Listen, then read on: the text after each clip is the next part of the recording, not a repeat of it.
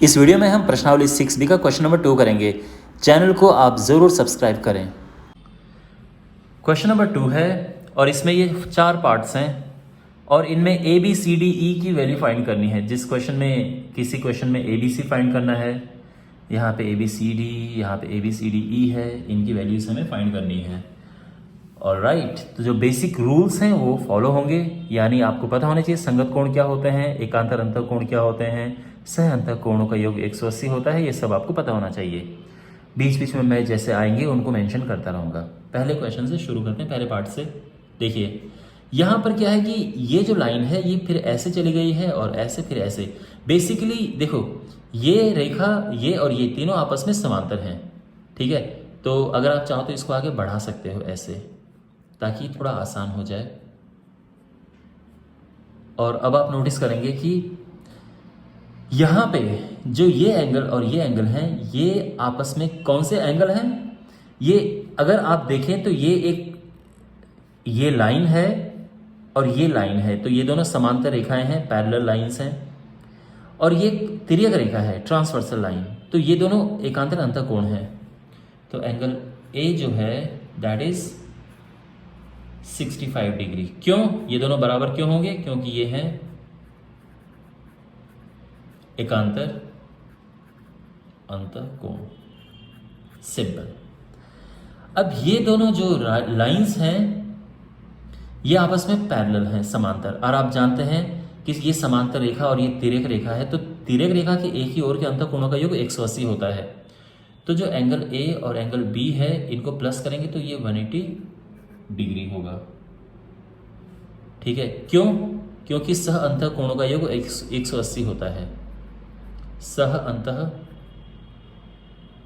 अंतःकोण। अब क्योंकि ये 65 हम पहले फाइंड कर चुके हैं और ये b है, तो इससे b निकल जाएगा, 65 उस तरफ जाएगा, माइनस हो जाएगा, तो ये 115 आ जाएगा, ठीक है ना। 180 में से 65 माइनस हुआ तो 115 आ गया। अब बात करते हैं c। देखो ये लाइन और ये लाइन समांतर रेखाएं हैं, पैरेलल लाइंस, और ये तिर्यक रेखा है। तो आप जानते हैं कि ये और ये होंगे एकांतर अंतःकोण, जैसा कि यहाँ पे था इनका और इनका हिसाब। तो जो c है वो एंगल b के इक्वल होगा। क्यों? एकांतर अंतःकोण, और इसीलिए जो c है वो कितना आ जाएगा? 115 डिग्री आ जाएगा। ये हमारा आंसर है। तो c 115 है, b 115 है और a 65। सेकेंड पार्ट, यहाँ पे देखिए जो ये लाइंस हैं ये आपस में समांतर हैं, तो ये एक तिर्यक रेखा है और तिर्यक रेखा के एक ही ओर के कोणों का योग 180 अंश होता है, ठीक है। तो a और 70 को प्लस करेंगे तो ये 180 आएगा, ठीक है। क्यों? सह अंतःकोण, तो सह अंतःकोणों का योग 180 डिग्री होता है। इससे a आ जाएगा, 70 उस तरफ जाएगा, माइनस होके 110 आ जाएगा। तो ये तो पता चल गया। ये भी आप जानते हैं कि इनको और इनको प्लस करेंगे तो 180 आएगा। a और b को प्लस करके 180 आता है। क्या कारण है? क्योंकि ये रैखिक युग्म है, लीनियर पेयर। तो अगर हमें b निकालना, क्योंकि a क्या है हमारा? a तो 110 है, तो यहाँ से b आ जाएगा 180 उस तरफ जाके, 110 उस तरफ जाके 180 से माइनस होगा और ये 70 डिग्री आ गया है। a आ गया है, b आ गया है। अब c की बात करते हैं। तो देखो c कैसे आएगा। देखिए ये जो पूरा एंगल है और ये पूरा एंगल ये आपस में बराबर है। ये क्यों बराबर है? क्योंकि ये एकांतर अंतःकोण है, ठीक है। यानी जब दो लाइन ऐसे जाती हैं और कोई लाइन ऐसे काट रही है तो ये कोण और ये कोण आपस में बराबर होंगे, एकांतर अंतःकोण।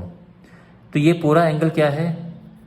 70 प्लस c, और ये है 110, तो c आ जाएगा 110 उस तरफ, ये 70 उस तरफ जाके माइनस होगा 110 से, तो ये 40 डिग्री आ जाएगा। तो हमारा a आ गया 110, b 70 डिग्री और c 40 डिग्री है। करेक्ट। यहाँ पे आप रीज़न भी लिखेंगे, ये और ये इक्वल क्यों है, क्योंकि ये है एकांतर अंतः कोण। यहाँ पर इस पे आते हैं तो देखो, सबसे पहले ये और ये रैखिक युग्म बनाते हैं, तो यानी 115 डिग्री प्लस ए ये होगा 180 डिग्री, क्योंकि ये है रैखिक युग्म, लीनियर पेयर। अब ये इस तरफ जाएगा तो माइनस होगा, और ये आ गया 65, तो ए है 65 आ गया। ओके, अब इसके बाद हमें निकालना है, हम जो भी पहले निकलता है हम वो निकाल देंगे। वेल, ए से बी निकालना बड़ा आसान है। कैसे? क्योंकि ये दोनों आपस में बराबर होंगे, ये कोण और ये कोण आपस में बराबर होंगे, ठीक है ना। ऐसा क्यों है? क्योंकि ये है संगत कोण। तो अगर मैं बात करूं एंगल बी की, वो एंगल ए के बराबर होगा, क्योंकि ये है संगत कोण, कॉरेस्पॉन्डिंग एंगल्स। संगत कोण आपस में बराबर होते हैं, तो क्या होगा, इसीलिए बी कितना आएगा, जो ए है जो कि 65 डिग्री है।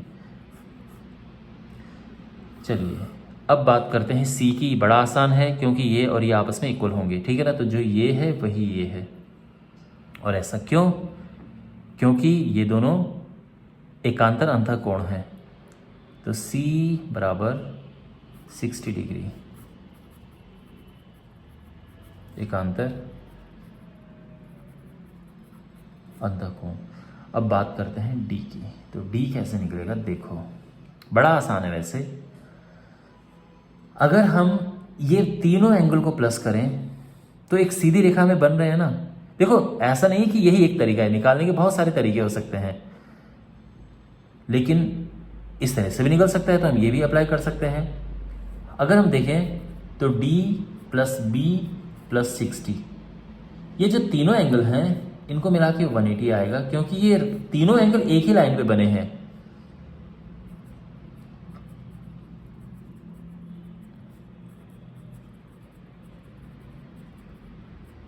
सरल रेखा पर बने कोण हैं ये। डी तो हमें निकालना है, बी हमारे पास पहले से ही है निकला हुआ, और ये 60 एज इट इज। 65 प्लस 60 125 बराबर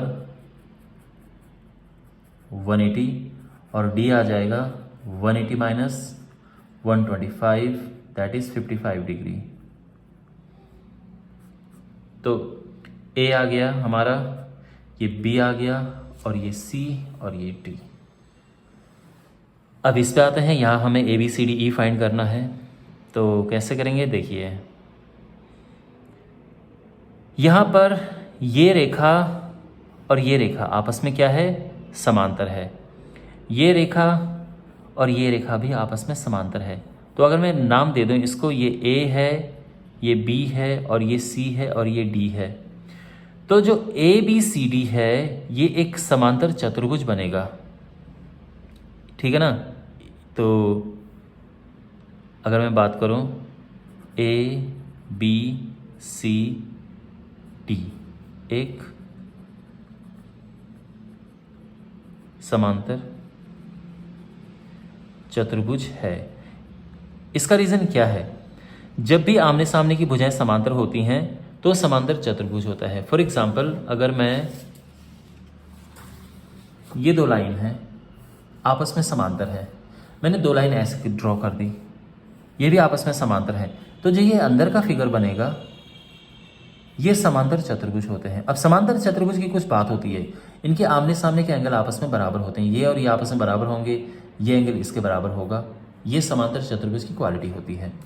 वो क्वालिटी हम यहाँ पे अप्लाई करेंगे। तो सबसे पहले तो ये है कि हमें ये एंगल मिल जाना चाहिए, जो कि बड़ा आसान है निकालना, यानी angle C D A. Angle C D A plus, यानी ये एंगल प्लस 115 क्या होगा, 180 होगा। ये कोई बहुत मुश्किल काम नहीं है, आप जानते हैं कि इन दोनों को प्लस करेंगे तो कितना आएगा, 180 आएगा, है ना, क्योंकि ये रैखिक युग्म बनाते, लीनियर पेयर। इससे क्या होगा कि एंगल CDA यानी ये एंगल हमें मिल जाएगा। तो 115 उस तरफ जाएगा माइनस होके, तो 65 आ जाएगा। ये 65 आ गया है। ये मैं यहाँ पे लिख रहा हूँ, आप लिखेंगे नहीं, बस आपकी सुविधा के लिए मैं लिख रहा हूँ। अब ये और ये आपस में बराबर हैं, यानी जो D है ये बराबर है 65 के। और ये D 65 के क्यों बराबर है? क्योंकि समांतर चतुर्भुज के पैरेललोग्राम के सम्मुख कोण बराबर होते हैं।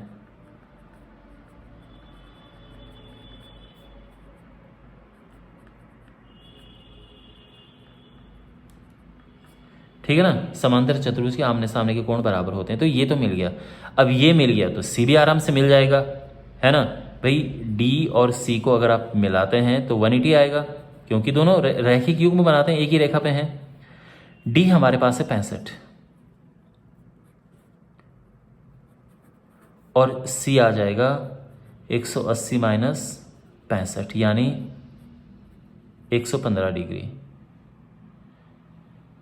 तो ये हमारा आ गया 115, समझ गया ना। यानी जो ये था वो ये होगा और इसको प्लस करके आया 180, तो यानी C 115। ठीक है ना, इस तरह से ये C आ गया है। अब C आ गया तो E भी बड़ा आसान है निकालना। क्यों? क्योंकि देखो ये दोनों, और या तो इससे भी ये निकल जाएगा और इससे भी ये निकल जाएगा। जो D है वही E है, तो E बराबर मैं क्या लिख दूंगा यहाँ पे,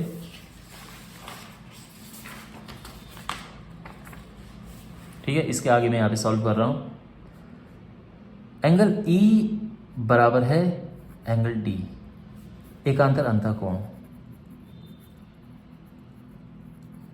जो मैं आपको बताना चाह रहा था वो, जो इससे पहले मैंने कहा कि इन दोनों से भी निकाल सकते हैं, उसका रीज़न ये है कि इनको प्लस करके 180 होता है। ये क्यों? क्योंकि ये सह अंतःकोण है।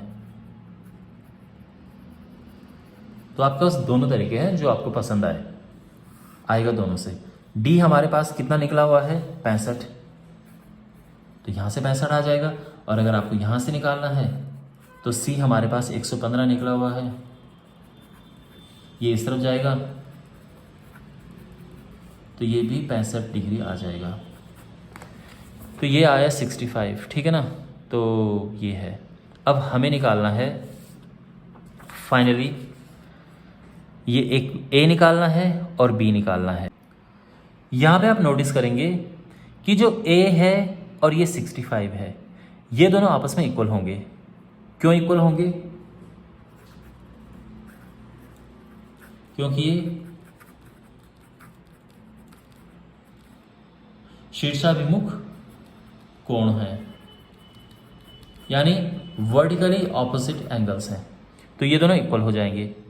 अब अगर हमें ये पता चल गया है तो ये भी पता चल जाएगा बड़े आराम से, क्योंकि ये दोनों समांतर रेखाएं हैं और ये तिर्यक रेखा है, तो ये इक्वल हो जाएंगे। तो यानी B और A आपस में बराबर होंगे, एकांतर अंतःकोण।